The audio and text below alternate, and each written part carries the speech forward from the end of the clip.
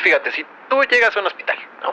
Como una consulta, no como cualquiera, y les preguntas, ¿quién se encarga de asegurar estos equipos que están conectados en la red? ¿Qué creen que nos van a contestar?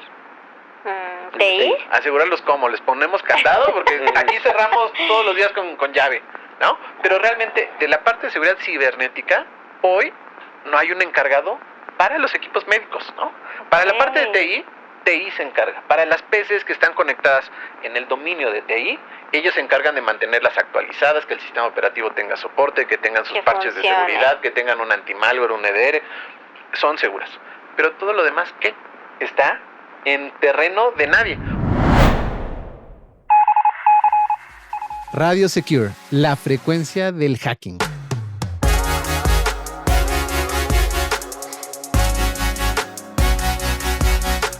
Bienvenidos a su podcast Radio Secure. Es aquí en donde te ayudamos a entender cómo avanza la tecnología, pero también cuáles son los riesgos en ciberseguridad. El día de hoy vamos a tener una plática súper interesante porque vamos a hablar del sector salud.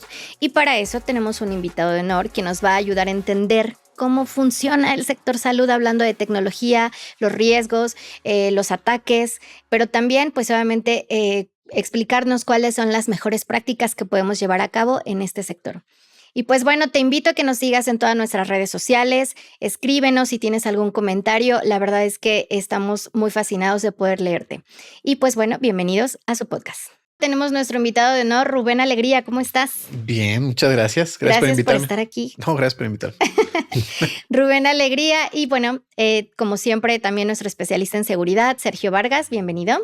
Gracias, Jackie. Como siempre, un placer estar aquí contigo, con nuestro invitado. Vamos a tener una plática súper interesante del sector salud. Y para eso, bueno, Rubén, quisiera preguntarte cuál es tu experiencia, de dónde vienes. Les cuento que Rubén viene de una empresa que se llama Clarity.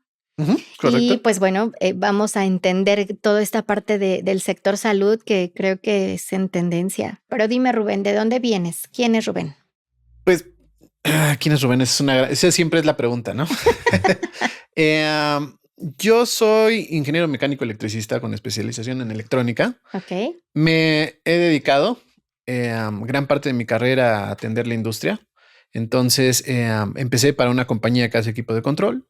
En la parte del mantenimiento de las cuentas de los clientes que ocupan estas marcas. En específico, en el software que fabrican para el control de esa maquinaria, ¿no? Diferentes verticales industriales. Y después de ahí me fui moviendo más hacia la parte de redes para ver que pues esos equipos ahora cada vez más conectados operen de la manera en la que necesitan, que sean confiables, ¿no? Porque eso es lo que más nos importa en la parte industrial. Y bueno, para no hacerte el cuento largo, como todos los equipos están comunicados, es bastante fácil el moverte o el pensar, pues cómo puedes hacer que esos equipos que se comunican lo hagan de una manera cibersegura, ¿no? Y justo fue el camino que elegí, ¿no? Me fui dedicando un poquito más al tema de ciberseguridad. Después tuve un brinco, cambié a otra compañía que está muy enfocada en la parte de ciberseguridad, en específico para estos ambientes de control, ¿no? El término correcto sería ambientes OT, Operational Technologies.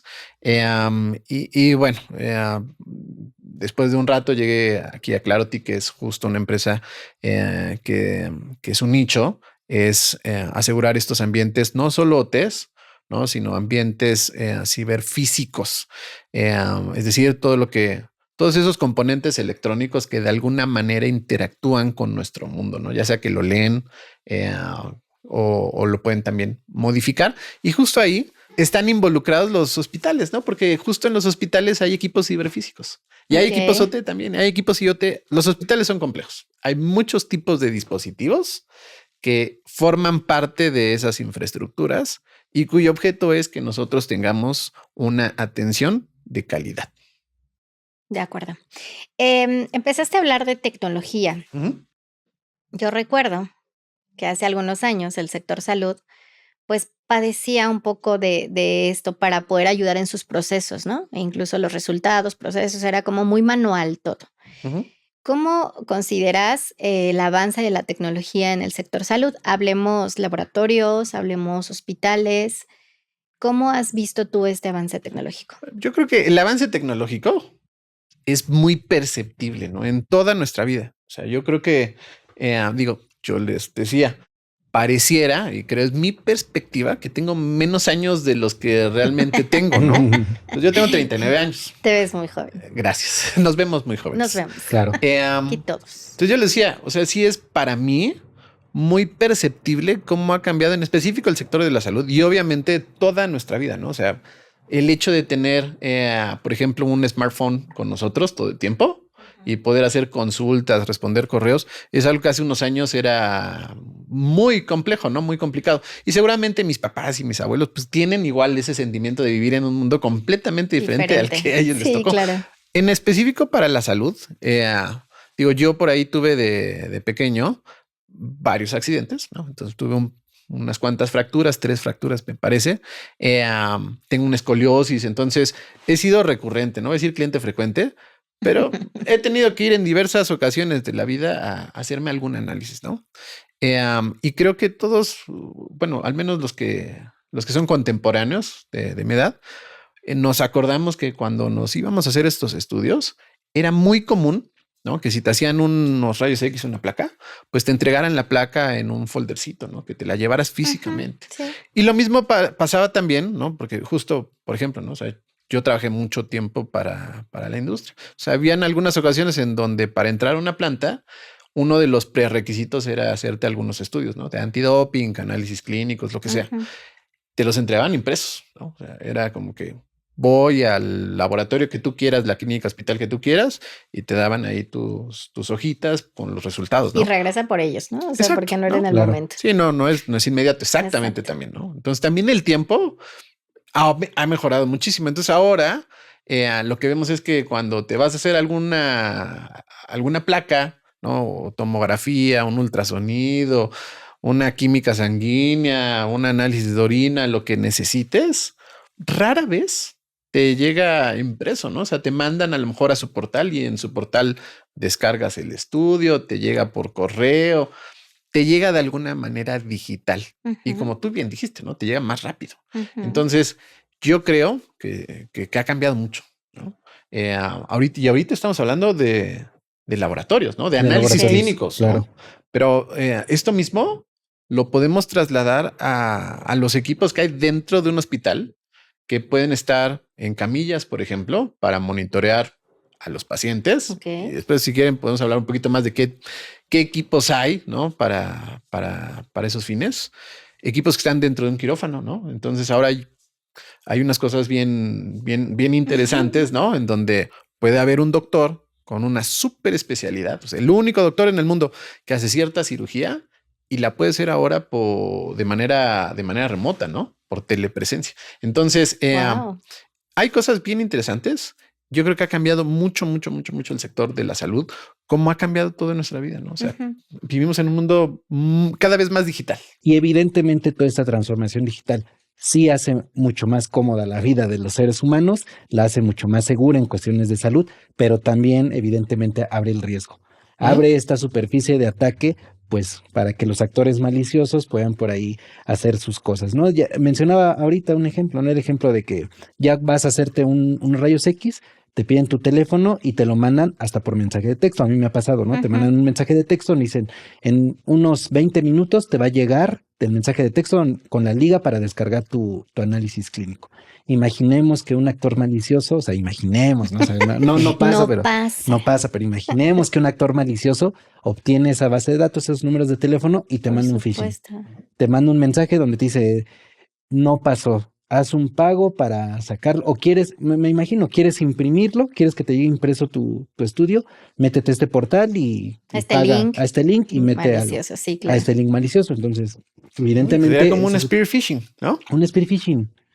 Pues a la medida. Este cuate fue a un laboratorio a hacerse tal estudio.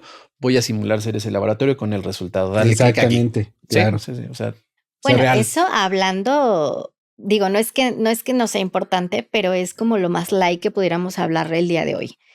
Al ustedes mencionar que hay aparatos ya dentro de terapia intensiva, por ejemplo, no quiero imaginar qué tan grande es el riesgo de tener algún tipo de vulneración en esos aparatos. Primero preguntarte, ¿lo hay? O sea, sí lo hay y es importante, yo creo que también, digo, antes de responderte, a lo mejor entender cómo se compone un hospital, ¿no? Ok, Cómo sí, se de ve hoy acuerdo. una clínica. Por supuesto. Para que después de ahí veamos y tú solita lo vas a descubrir los riesgos que hay en una clínica, ¿no? De acuerdo. O sea, ¿cuáles riesgos hay? Todos los que te imagines. Este que vimos de análisis clínicos, o sea, es un ejemplo que podemos tomar. O sea, real es algo que puede suceder, pero hay muchos más, ¿no? O sea, hay muchos más riesgos. Hay equipos en quirófanos. Entonces, esos equipos en quirófanos son diversos. Son equipos que, por ejemplo, monitorean los signos vitales del paciente que están operando, ¿no? Son equipos que controlan las condiciones ambientales dentro de un quirófano, porque un quirófano, pues, tiene que ser un lugar estéril, ¿no? O sea, ¿te imaginas a ti que te operen ahí en la calle? No. Hay otros equipos, por ejemplo, que son, te digo, bien interesantes, como robots dentro del quirófano que hacen cirugía para que un doctor muy especializado, a lo mejor en otra región, en otra latitud, en otra parte del mundo, pueda salvarle la vida a un paciente que necesita ese procedimiento. Y estos doctores pues tienen mucha especialización. No cualquiera puede realizar ese procedimiento, ¿no? Entonces hay equipos en quirófanos muy importantes, obviamente, afectan directamente la vida de un paciente que está en el cuarto de operación. Hay equipos que están en camillas, en la parte de terapia intensiva, los que están internados. Hay equipos también ahí conectados que se encargan de dosificar, por ejemplo, los medicamentos de manera automática, que se encargan de monitorear los ya signos no está la vitales. enfermera que está revisándote constantemente. ¿no? Sí. Y hay otros equipos que a lo mejor no son médicos, ¿no? Y ese es el punto. En un hospital hay muchas clases de dispositivos que forman parte del sistema, voy a decirlo de esta manera. Equipos de TI, por ejemplo, ¿no? PCs, impresoras. Hay equipos OT, mencionamos ya algunos en el quirófano, que se encargan de monitorear las condiciones. Son equipos de las tecnologías de la operación, los mismos o muy parecidos a los que encontraríamos en la industria, ¿no? Inclusive hablan protocolos industriales. Entonces, fíjate cómo en un hospital hay una parte industrial, voy a llamar también, en el control de condiciones, en el control de elevadores, por ejemplo, ¿no? Entonces... Cámaras también. Bueno, cámaras es más de IoTs, ¿no? Del Internet de las cosas. Pero también, o sea, hay una gran variedad de dispositivos. Un hospital grande, ¿no? Un hospital grande va a tener una subestación casi seguro. Entonces, en la subestación es igual el mundo de tecnologías de la operación. Entonces, en un hospital que hay equipos médicos, equipos IoTs, ¿no? Tú mencionaste las cámaras, por ejemplo, el control de accesos puede ser otro, la iluminaria. Hay equipos OT, el control de elevadores, el control de condiciones ambientales. Hay equipos de TI también. Entonces, hay todos los equipos, toda la clase de dispositivos que conocemos, los puedes encontrar en un hospital. Sí, claro, mencionabas, es una estructura muy compleja, sí, pero creo que aquí es importante destacar que la infraestructura de TI pues sigue siendo la base, ¿no? De cómo se comunican también estos, porque al final de cuentas estos dispositivos médicos los debes de controlar de alguna manera y la base para controlarlos es TI, ¿no? Sí, y ahí va la pregunta, ¿no? Entonces, fíjate, si tú llegas a un hospital, ¿no? Como una consultora, no como cualquiera, y les preguntas, ¿quién se encarga de asegurar estos equipos que están conectados en la red? ¿Qué creen que nos van a contestar? ¿TI? Asegurarlos cómo, les ponemos candado porque aquí cerramos todos los días con llave, ¿no? Pero realmente de la parte de seguridad cibernética, hoy no hay un encargado para los equipos médicos, ¿no? Para la parte de TI se encarga. Para las PCs que están conectadas en el dominio de TI, ellos se encargan de mantenerlas actualizadas, que el sistema operativo tenga soporte, que tengan sus parches de seguridad, que tengan un anti-malware, un EDR. Son seguras. Pero todo lo demás, ¿qué? Está en terreno de nadie. Por ejemplo, hablando de los equipos médicos, ¿no? Por ahí yo les he mencionado el tema de la resonancia magnética. De hecho, yo me tengo que hacer una resonancia magnética porque tengo un problema aquí, un desgarre en el brazo. Entonces, fíjate, si le preguntamos a alguien en un hospital, ¿cómo aseguran cibernéticamente esa resonancia? Nadie nos va a contestar. No hay alguien, por ejemplo, hay un rol dentro de un hospital, no hay un equipo completo que se llama ingeniería biomédica. ¿Y ellos de qué se encargan? De que opere bien mecánicamente, eléctricamente, que ese equipo te pueda hacer el análisis clínico. No significa que opere de una manera cibersegura. Sí, claro. Y eso es muy común. Estos equipos médicos normalmente tienen un componente, algunos tienen un componente de cómputo que tiene un sistema operativo conocido como Windows, ¿no? Que nosotros ocupamos, yo creo que en todas empresas, la mayor parte de PCs que tienen están basadas en Windows, ¿no? Y son Windows. Esos equipos médicos tienen sistemas operativos Windows sin soporte. Windows XP, Windows 7. Entonces ahí empezamos a ver ahora sí el tema de riesgos, ¿no? Exacto. Por ejemplo, aquí es una pregunta más para Sergio, no tanto para mí. Sergio, ¿Qué responde. pasa, no? Con una computadora Windows XP que está conectada a la misma infraestructura que tiene salida a Internet o está expuesta a una red externa. ¿Qué No, tan fácil es de explotar? Y fíjate que este es un tema muy recurrente. Ujú. O sea, tanto ahorita en el sector de salud es muy crítico, pero es muy recurrente, que Ujú. realmente cuando hacemos un escaneo de vulnerabilidades, porque nos pasa mucho, Ujú. hacemos un pen-testing, encontramos sistemas operativos obsoletos. Ujú. Y ahí la pregunta es, oye, ¿por qué tienes un sistema Windows XP? Es más, hasta Windows 7 nos hemos encontrado que obviamente ya no tienen soporte, son muy vulnerables, son explotables, ya no se les da soporte, ya no tienen parches de ciberseguridad. Y ahí la respuesta es, no lo puedo quitar, no lo puedo apagar porque está Sigue controlando. operando. Está operando, está Ujú. controlando un sistema crítico. En el caso de OT, algo de, no sé, de temperatura, de energía, que no lo podemos Ujú. apagar. En el Pero lo caso de mismo la pasa salud, en el hospital, ¿no? exactamente lo mismo. En el resonador magnético, pues el cambiar ese sistema operativo implica muchas veces cambiar la máquina, ¿no? Porque hay que considerar que esa resonancia magnética no solo es ese componente de cómputo, está controlando el magneto que se está moviendo para hacernos esa imagen, ¿no? Ese estudio clínico. Exacto. Entonces no lo pueden cambiar. Exacto. Y hoy nadie lo administra, apenas, ¿no? Y esto es un cambio que hemos visto inclusive también en la industria y otros sectores, pero apenas se están dando cuenta que alguien necesita encargarse de la ciberseguridad de esos dispositivos. Entonces, normalmente ahora a los ISOs, estos encargados de seguridad de una empresa, están asignándoles ese rol, decirles, mira, pues tú ya no solo vas a ver el mundo de TI, mano. Lo que pase dentro del hospital en esos equipos médicos es tu responsabilidad. Entonces ya vemos ahora sí que hay un poquito más de acción, ¿no? Quieren tomar más manos a la obra para asegurarlos. Ese es el caso del resonador. Y fíjate, y por aquí yo antes del podcast empecé a ver algunas noticias. Ransomware es lo que más vemos en hospitales, ¿no? Y hay muchos eventos. Londres, junio de 2024, en un hospital, bueno, en una cadena de hospitales, en varios hospitales, no solamente uno, subcontratan los servicios de análisis clínicos a una empresa, bueno, ahorita no voy a decir el nombre, no, es público, Synovis, los impactó ransomware, ¿no? ¿En qué los afectó? Ya no pueden hacer estudios para esos pacientes que hoy los necesitan. Entonces ahí vemos que pues, esos pacientes que no tienen hoy un diagnóstico, pues Fue detenido el servicio. exacto. Entonces imagínate, ¿no? En el tema, por ejemplo, de un cáncer, no es lo mismo que te lo detecten hoy a Claro. que tengas que esperar 2-3 meses para saber lo Claro. que tienes, ¿no? Estás Entonces, contrarreloj el riesgo es en muy alto. ciertas enfermedades. Tal cual. 2024 también en Estados Unidos, Ascension Healthcare, ransomware. 2020, Universidad Hospitalaria de Düsseldorf en Alemania, ransomware. Y ahí, fíjate, es el primer incidente cibernético en donde hubo una muerte. ¿Por qué?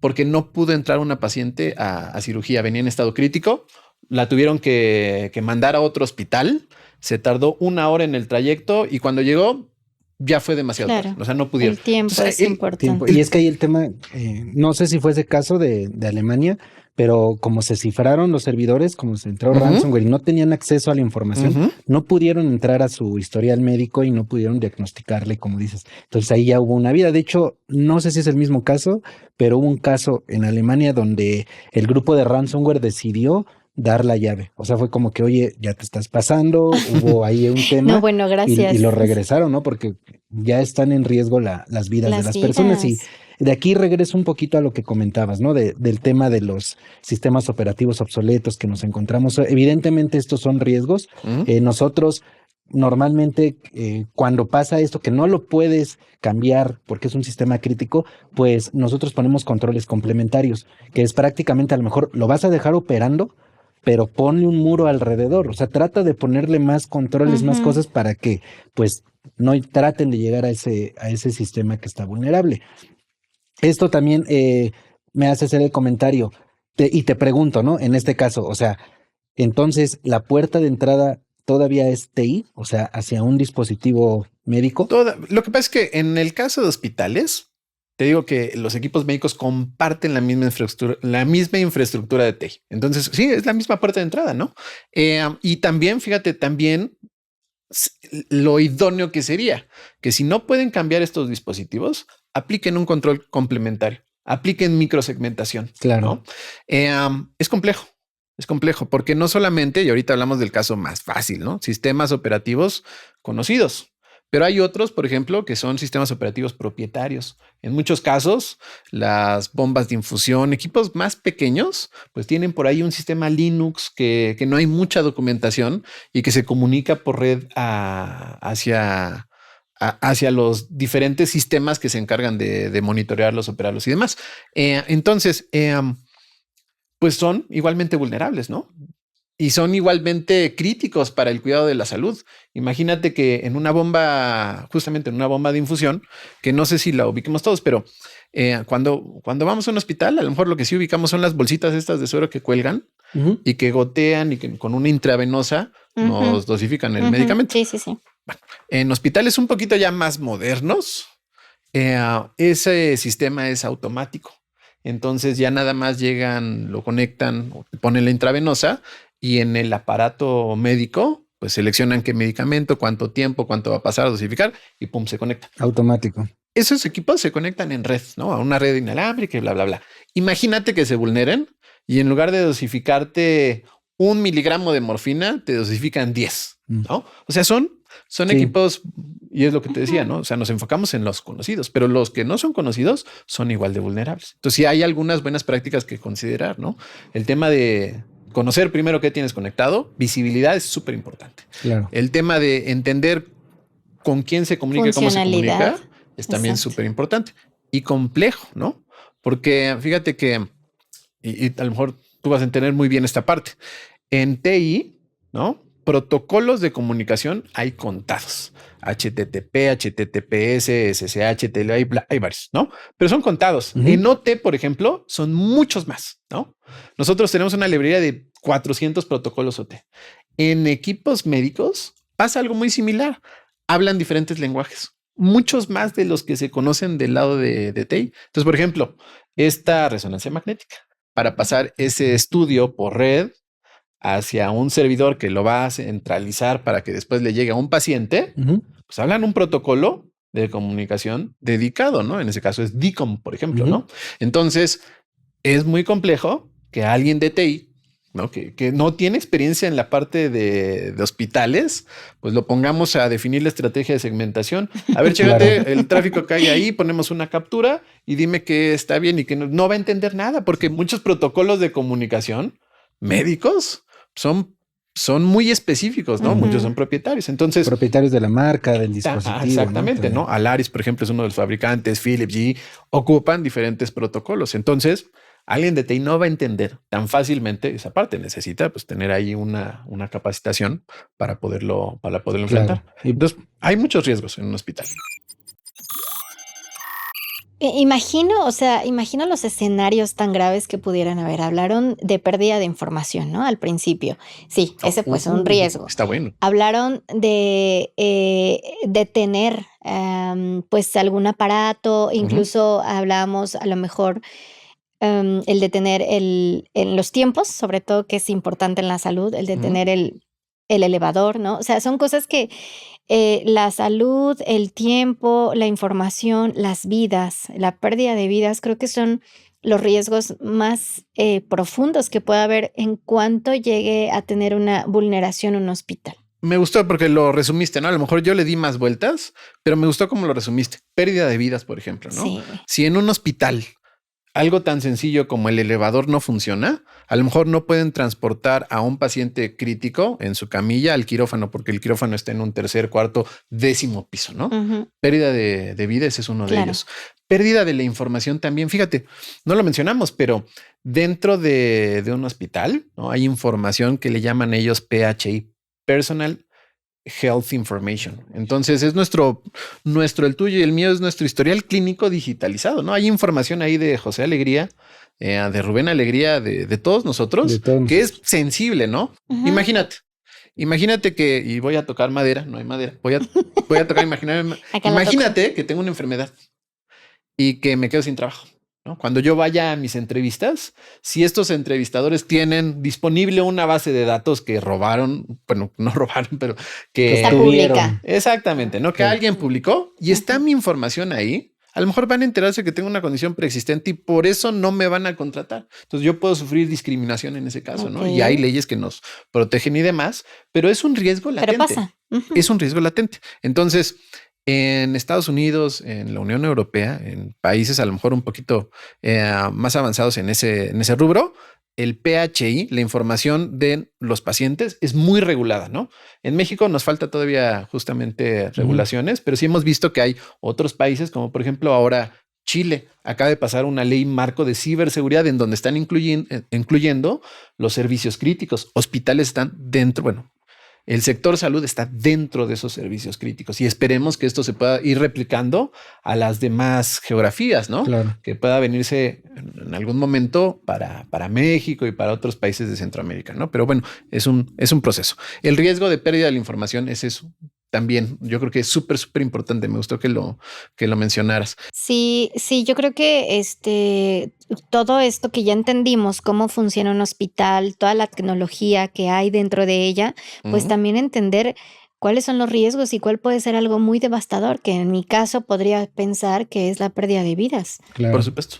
Sí, pues justamente pues es importante mencionar que toda esta infraestructura médica que nos comentas, todos estos dispositivos médicos, pues están conectados con base en una infraestructura de TI, que al fin de cuentas pues es la manera en la que están controlando y se están comunicando estos dispositivos. Y esto pues me hace regresar al comentario de este tipo de riesgos que hay, por ejemplo, con los dispositivos que están desactualizados, que al fin de cuentas creo que es un reto, ¿no? Es un reto hoy en día, todo este tema de cómo se van a actualizar, cómo las herramientas van a estar soportando de manera segura y van a estar controlando estos dispositivos, pero el tema de las máquinas desactualizadas pues es un punto ahorita crítico, ¿no? Y muy importante. Por supuesto. Y mira, yo creo que todo se remonta a estrategia.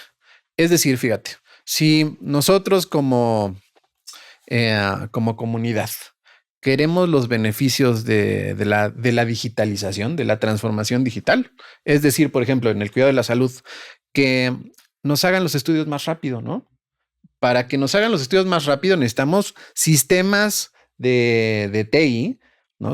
Tecnología que le ayude a los doctores, que le ayude a todos a ponernos de acuerdo para saber en dónde está esa resonancia, tomografía, etcétera, disponible para que yo vaya en el menor tiempo posible y en el menor tiempo posible me hagan mi análisis, para que me den mi resultado más rápido, ¿no? Para que quien sea que lo interprete, la interpretación la digitalice y me llegue a mí lo más pronto posible. Si queremos entonces esos beneficios, ¿no? Tenemos que afrontar la realidad que estos sistemas, a lo mejor que muchos hoy no están ni siquiera...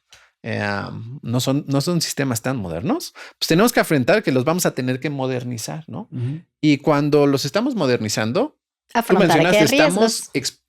estamos incrementando la superficie de ataque. Así es. ¿No? Estamos conectando sistemas que anteriormente pues, no tenían conexión y que en algún momento, es más, seguramente desde que los conecten, pueden ser vulnerables, ¿no? Porque tienen protocolos inseguros, que es lo que habíamos hablado, ¿no? Los protocolos médicos normalmente no tienen seguridad. Estamos hablando de que en algún momento, a lo mejor, van a tener sistemas operativos que no estén soportados, porque son equipos que van a durar a lo mejor un tiempo determinado de vida en esa clínica, en ese hospital. Y que vamos a necesitar ver qué controles compensatorios podemos implementar para protegerlos. Entonces yo creo que para mí es un tema más de estrategia. Hoy en un hospital ya hay equipos conectados, y esto es muy común, que son vulnerables, ¿no? Que son vulnerables. Entonces, ¿qué vas a hacer? El tema es que hoy ¿qué vamos a hacer? Hoy no es tan común que exista un equipo técnico dentro del hospital que lleve la estrategia de ciberseguridad no solo para los equipos de TI, ¿no? Y a lo mejor los IoTs como el control de accesos, la cámara, sino para todos los equipos que forman ese ecosistema. Dentro del hospital habían equipos de OT, hay equipos médicos, hay todos los diferentes tipos de dispositivos que conocemos, los vamos a encontrar en un hospital, ¿no? Entonces, hoy eso es lo que nos encontramos. No es tan común ver que haya una estrategia para asegurar todo el hospital. Claro. Pues si no es común ver a alguien que se dedique a analizarlos, a controlarlos, a monitorearlos, entonces hace falta una estrategia de ciberseguridad o reforzarla aún más. Claro. Por supuesto. Y también, bueno, mencionabas ahorita el tema yo creo que también es un tema de inversión, o sea, realmente no es tan fácil cambiar un equipo. Imagínate, Bueno, sí. inviertes millones de pesos en un equipo y pues resulta que al año, a los 2 años ya se actualizó y hay un equipo nuevo. Entonces, pues por eso muchas veces estos hospitales mantienen esos equipos trabajando durante mucho tiempo, ¿no? Porque no es tan fácil cambiarlos, ¿no? no es tan fácil y también económicamente. O sea, mencionabas el caso de algunos equipos que son bastante caros, ¿no? Nos mencionabas ahorita. Sí, la resonancia magnética, por ejemplo, ¿no? O sea, un equipo que cuesta $6 millones. Es complicado el cambiarlo, ¿no? Porque tenemos que pensar que esa resonancia magnética no solo es esa computadora, ¿no? Que tiene Windows 7 o XP, sino es el electrónico, los componentes electrónicos que están encargándose de mover la parte mecánica, los magnetos que están haciéndonos, pues ese. Esos donde te estudio. meten así acostado y se ve que da vueltas todo. Exactamente, Se ve como una nave ¿no? espacial, hasta da miedo. Exactamente. Entonces, no es que llegue el fabricante y diga, la computadora quitamos, ponemos y se acabó. No es tan sencillo de modernizar. Entonces, el hospital va a tener que generar una estrategia para tener una mayor seguridad sin cambiar ese dispositivo. Y hay opciones, ¿no? O sea, pueden hacer, te digo, microsegmentación, podemos tener en la red un IDS, hay varias formas, ¿no? Aquí hay dos puntos que quisiera destacar. Uno, mencionaron, si a lo mejor como tal el aparato no se puede actualizar porque tiene que estar en operación 24/7, pues sí, como dijeron al principio, o sea, empezar a cubrir ese aparato a su alrededor con las diferentes capas que tenga que ser de seguridad para evitar, bueno, no evitar, disminuir el riesgo vulnerable, Claro. ¿no? Porque, y dos, el comentario es, como mencionaste, yo creo que lo que necesitamos es tener estrategias, capacitar personal para que puedan empezar a monitorear, actualizar a lo que tengan que hacer las actividades para que nos vayamos acoplando a la realidad. Exacto. La realidad es que ¿quieres tecnología? Sí, bueno, pero también tienes un riesgo. Y eso va aumentando. Y es la realidad. O sea, va a existir ciberdelincuentes que quieran acceder de cualquier tipo de forma para perjudicar, ¿no? Robo de información o detener por completo el hospital pidiendo, pues, ya hemos platicado en este podcast, pues, ciertos, beneficios, ¿no? Económico, social, lo que le llamas. ¿Existe actualmente tecnología que pudiera disminuir, afrontar, evitar o ayudar a los hospitales? ¿O qué acciones necesitan empezar a tener los hospitales para empezar a fortalecer su estrategia de ciberseguridad? O si no la tienen, ¿cómo? Yo creo que es el tema, ¿no? O sea, el tema es que no hay una estrategia, porque tecnología hay, ¿no? Y hay tecnología de nicho, ¿no? Y hay tecnología ya existente que ellos pueden empezar a implementar para tener una mayor seguridad sobre esos equipos médicos en específico, ¿no? Que normalmente son los que hoy no están bajo el control de nadie, están en tierras de nadie. En el aspecto de ciberseguridad, en la parte de operación, bueno, hay otro equipo que se encarga de que estén bien engrasados, por decirles algo, y que operen, que hagan bien ese técnicamente estudio, ¿no? funcionen. Exactamente. Pero en la parte de ciberseguridad, pues sí están como que dejados de un lado. Entonces sí hay tecnologías. Hay tecnologías incluso que el hospital ya tiene. Por ejemplo, dentro del hospital, estoy casi seguro que para TI hay un NAC. Hay un sistema que está controlando el acceso a la red de cualquier dispositivo que se conecta alámbricamente, inalámbricamente. Eso nos puede servir para crear políticas para limitar la comunicación de esos equipos médicos, para que no cualquier dirección IP pueda hablarle a esa máquina con Windows XP que no podemos quitar, ¿no? Los firewalls, que son componentes que un hospital ya tiene, ¿no? Entonces, en esos firewalls podemos ya crear políticas para limitar, para segmentar el acceso también a esas áreas, a radiología, por ejemplo, que sabemos que tiene equipos delicados, ¿no? Estarlos monitoreando, ver con quién se comunica, ¿no? Hay mucho equipo médico que nosotros hemos visto que tiene conectividad externa, ¿no? Que salen a internet, voy a decirlo de esta manera, habrá que ver bien qué. ¿Por qué? O sea, ¿por qué es necesario? Y si es necesario, ¿cómo lo controlo, no? Entonces, hay proxies, hay otros sistemas que nos ayudan. En mi caso, por ejemplo, ¿no? Nosotros tenemos un IDS. Un IDS es un sistema de detección de intrusiones. Hay IDS que están pensados para analizar estos protocolos médicos o protocolos OT. Entonces, hay diferentes maneras en las que podemos ir construyendo las diferentes capas de seguridad, pero todo tiene que venir desde una estrategia. Si de arriba no hay una estrategia, si desde la dirección del hospital no hay una estrategia para poder encargarse de resolver los riesgos en la parte de hospital o en la parte de los equipos médicos, es complicado, ¿no? Entonces, bueno, estrategia. Y a lo mejor un pasito más atrás, concientización. Yo creo que todos nosotros, como usuarios de estos servicios, algo que tenemos que conocer básicamente es que son susceptibles a un ataque, ¿no? Y eso nos impacta a todos como comunidad. Entonces, como comunidad, yo creo que tendríamos también que estar presionando a todas estas organizaciones privadas o incluso también a nuestro gobierno a que hagan un marco regulatorio para que protejan estos ambientes, no opcionalmente, sino que se tenga que hacer por ley. Claro. Entonces, yo creo que gran parte es lo que están haciendo ustedes, ¿no?